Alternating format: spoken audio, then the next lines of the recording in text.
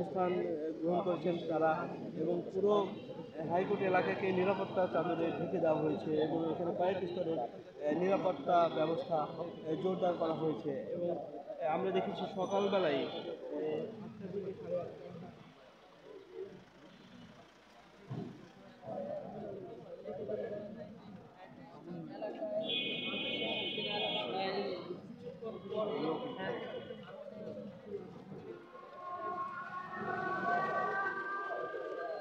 শুধু দর্শক, আজ ফ্যাসিস্ট শেখ হাসিনার রায় ঘোষণা হওয়ার কথা আছে আন্তর্জাতিক এই ট্রাইব্যুনালে, এবং আমরা হাইকোর্টে সকাল থেকে যখন ঢুকি হাইকোর্টের গেটের সামনে, সিকিউরিটি গেটের সামনে আমরা দেখেছি বিভিন্ন স্তরের মানুষেরা মুহুর্মুহু স্লোগান দিচ্ছেন এই খুনি ফ্যাসিস্ট শেখ হাসিনার ফাঁসির দাবিতে, এবং এই ফাঁসির দাবিতে আজকে সারা দেশের মানুষ উত্তাল হয়ে আছে।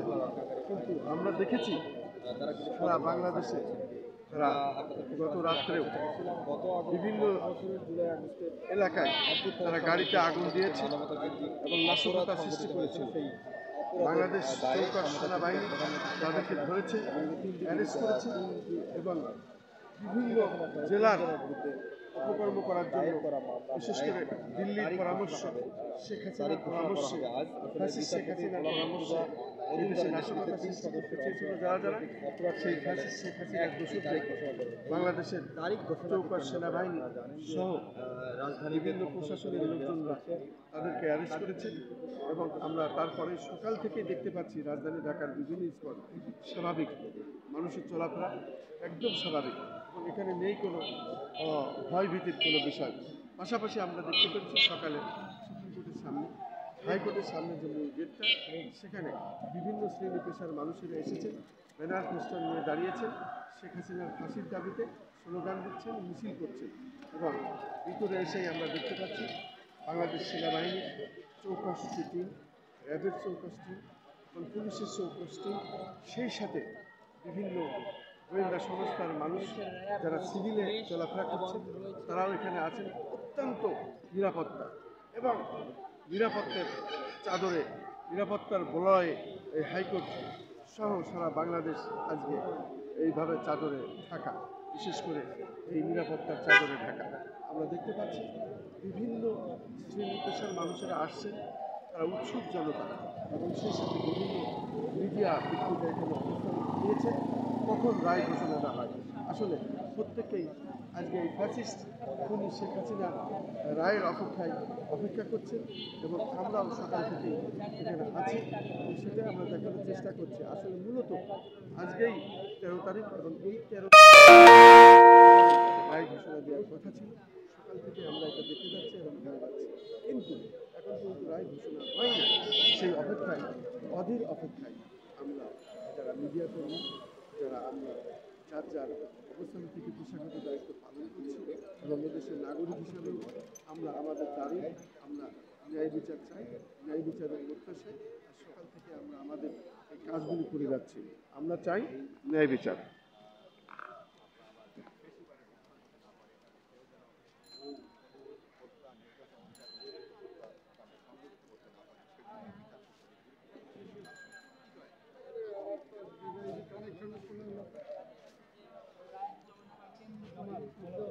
মূলত জাতিসংঘ থেকে শুরু করে দেশের বিভিন্ন জায়গা থেকে যারা আন্তর্জাতিক আইন নিয়ে কারবার করেন, প্রত্যেকেরই সারা বিশ্ব থেকে একটি চাপ আছে, যেটা ন্যায় বিচার প্রতিষ্ঠিত হোক বাংলাদেশে। এবং এই ন্যায় বিচার প্রতিষ্ঠিত হওয়ার লক্ষ্যেই আজকে কিন্তু আন্তর্জাতিক ট্রাইব্যুনালে রায় ঘোষণা হবে, এবং এই রায় শোনার অপেক্ষায় অধীর আগ্রহে এদেশের সাধারণ মানুষ সকাল থেকে হাইকোর্টের সামনে এসেছেন। রাজধানী ঢাকার বিভিন্ন এলাকা থেকে মানুষ এসেছেন, তারা এই রায় শোনার জন্য, এবং এই রায়কে তারা আলিঙ্গন জানাবে রায় ঘোষণা হওয়ার পরে। এজন্যই এদেশের মানুষ স্বতঃস্ফূর্তভাবে তারা ফ্যাসিস্ট খুনি হাসিনার ফাঁসির দাবিতে হাইকোর্টের সামনে আমরা দেখতে পাচ্ছি বিভিন্ন ব্যানার, এবং ফেস্টুন নিয়ে তারা সকাল থেকেই মুহুর্মুহু স্লোগান দিচ্ছিল। সেটাও আমরা দেখেছি সকালে, তারা ফাঁসির দাবিতে, ফ্যাসিস্ট শেখ হাসিনার ফাঁসির দাবিতে, খুনি শেখ হাসিনার ফাঁসির দাবিতে। আমরা সেগুলো ধারণ করেছি সকালে, এটা হাইকোর্টে ঢোকার আগেই। তারপরে আমরা হাইকোর্টের ভিতরে ঢুকে দেখতে পাচ্ছি বাংলাদেশের অহংকার এবং বাংলাদেশের ভাবমূর্তি যারা ধরে রেখেছেন, এই বাংলাদেশ সেনাবাহিনীর চৌকস এই টিম হাইকোর্টের মধ্যে তারা সকাল থেকে এখানে অবস্থান নিয়েছেন। এবং আমরা দেখতে পাচ্ছি বিভিন্ন মিডিয়া তারা কাজ করছে, যার যার দায়িত্ব নিয়ে সে কাজ করছে।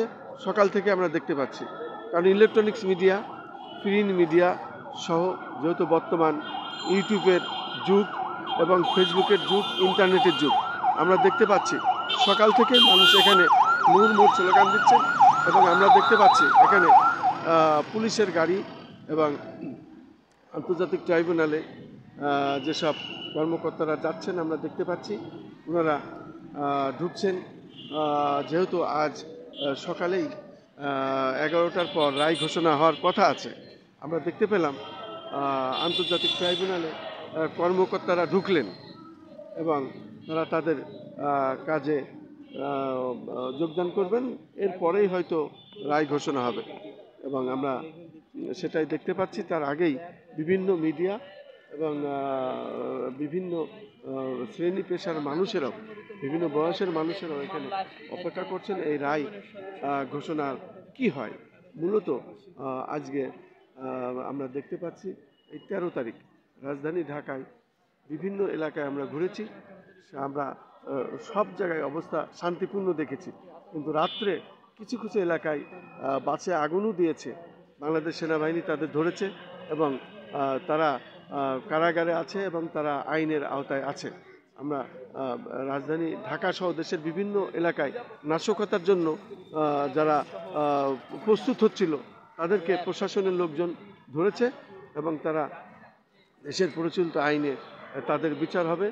আমরা সকালবেলা কিন্তু রাজধানী ঢাকায় কোনো রকম কোনো অপ্রীতিকর ঘটনা আমরা আর দেখি নাই এবং প্রশাসন বিশেষ করে হাইকোর্ট এলাকাটা অত্যন্ত চৌকসভাবে তারা ঢেকে রেখেছেন, প্রশাসনের চাদরে ঢেকে রেখেছেন এবং আমরা দেখতে পাচ্ছি নিরাপত্তার চাদরে ঢাকা হাইকোর্ট সহ সারা বাংলাদেশের প্রত্যেকটি জেলায় বলতে পারেন। যেহেতু আমরা গত রাত্রেও দেখেছি যারা নাশকতা করছিল, বাসে আগুন দিচ্ছিল, তাদেরকে ধরা হয়েছে, তাদেরকে অ্যারেস্ট করা হয়েছে এবং যারা নাশকতা তৈরি করার জন্য বিভিন্ন ককটেল বোমা বিভিন্ন জায়গায় তারা আস্তানা খুঁজে নিয়েছিল এই ভারতের ইন্ধনে, হিন্দুত্ববাদের ইন্ধনে এবং শুধু তাই নয়, যারা এদেশের মঙ্গল চায় না তাদের ইন্ধনে, যারা ফ্যাসিস্ট শেখ হাসিনার সাথে ছিল এবং খুনি শেখ হাসিনার সাথে যারা জড়িত ছিল, তারাই এদেশে নাশকতা করার একটি পরিকল্পনা করেছিল। কিন্তু বাংলাদেশের প্রশাসন, বিশেষ করে বাংলাদেশের সেনাবাহিনীকে আসলে স্যালুট জানাতে হয় এই জন্যই যে তারা বারবার বিভিন্ন সময় দেশের এই ক্লান্তি লগ্নে তারা নেমে এসেছেন এবং দেশকে তারা রক্ষা করেছেন। এবারও তাই করলেন তারা। আমরা প্রশাসনের লোকজনকে দেখতে পাচ্ছি, তারা সব রকমের প্রশাসনরাই এখানে আছেন এবং বিশেষ করে যারা সিভিলে আছেন তারাও কাজ করছেন। আর বাংলাদেশ সেনাবাহিনী, র্যাব, পুলিশ সবাই এখানে চৌকস হিসাবে কাজ করছেন, চৌকস টিম। এবং এখানে কোনো রকম কোনো মানে জোরে কথাও হচ্ছে না, মানুষ যার যার কাজ তারা নীরবে করে যাচ্ছেন, কাজের কোনো ঘাটতি নাই। যেহেতু প্রশাসনিক কর্মকর্তারা যারা আন্তর্জাতিক ট্রাইব্যুনালে কাজ করছেন তারা কিছুক্ষণ আগেই এখানে ঢুকেছেন, আমরা দেখলাম সেই গাড়িগুলো এবং পাশাপাশি আমরা দেখতে পাচ্ছি বাংলাদেশ সেনাবাহিনীর যে চৌকস টিমটা তারা তাদের অবস্থান সকাল থেকে অ্যালার্ট অবস্থায় আছেন এবং এখানে তাদের যে সাজোয়া গাড়ি টাড়ি বা ট্যাঙ্ক সেগুলো তাদের সব কিছু নিয়ে এখানে অবস্থান আছেন এবং এটা আসলে জাতিসংঘ থেকে আমাদের বাংলাদেশ সেনাবাহিনীর অত্যন্ত সুনাম বিশ্বের বুকে এবং বাংলাদেশের অহংকার। আমরা মনে করি সেই বাংলাদেশ সেনাবাহিনী তারা সর্বোচ্চ দায়িত্ব নিয়ে এই আজকে রাজধানী ঢাকা সহ বিশেষ করে হাইকোর্টের যে এলাকাটি তারা বিশেষ করে প্রশাসনের চাদরে ঢেকেছেন সেটাই আমরা দেখতে পাচ্ছি। আজকে সব সব ধরনের চ্যানেলগুলো এখানে এসেছেন, বিশেষ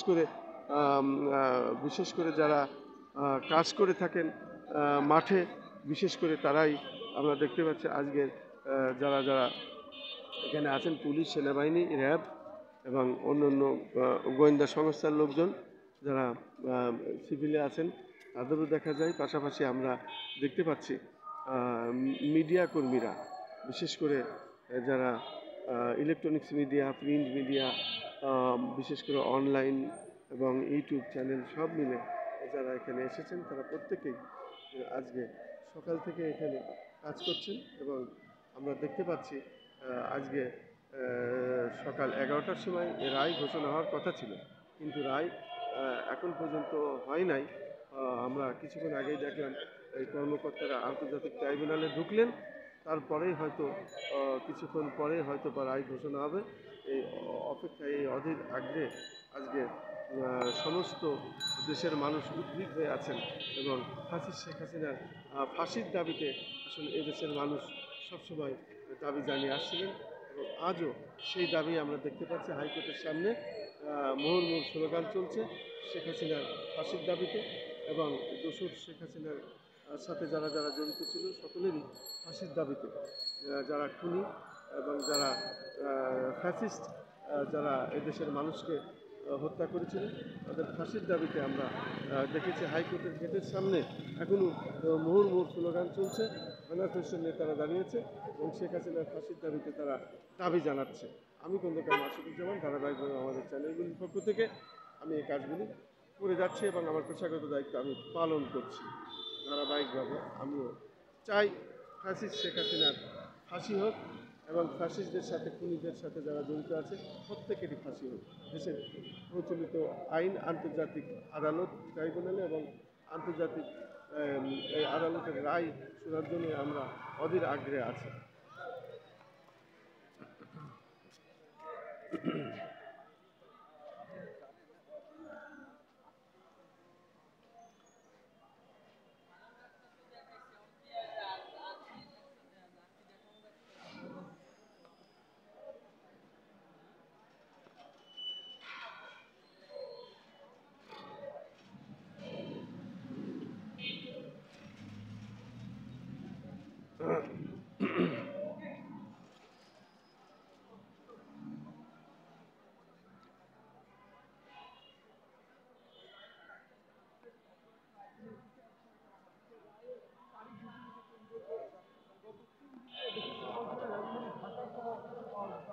হাইকোর্টের মধ্যে বিষয়টি আমরা গ্রহণ করছি এবং সেটাই আমরা দেখিয়ে যাচ্ছি সকাল থেকে।